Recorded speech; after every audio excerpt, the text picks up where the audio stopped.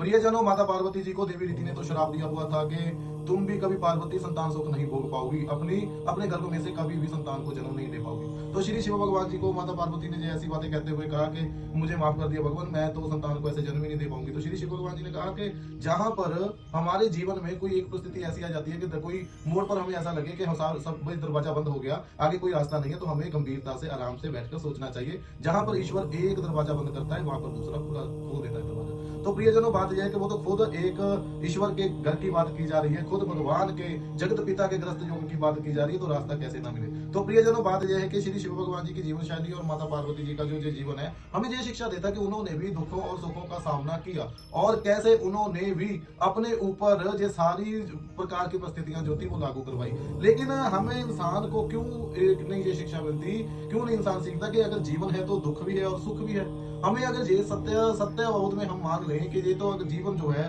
वो सुखों और दुखों का संग्रह है, तो हमें ज्यादा अपेक्षा ना करनी पड़े, सुखों के लिए संघर्ष ना करना पड़े और दुखों से जूझना ना पड़े, क्योंकि दुख और सुख हमारे खुद के ही पैदा किए हुए हैं। तो प्रियजनों, बात ऐसी है कि श्री शिव भगवान जी का ग्रस्त योग जो था वो इस प्रकार चल रहा था कि हमारे जीवन में भी हमें ये शिक्षा लेनी चाहिए, ग्रस्त योग में आने वाली परिस्थितियों से हमें घबराना नहीं चाहिए।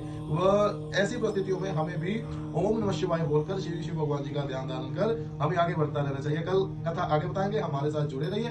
बहुत बहुत धन्यवाद।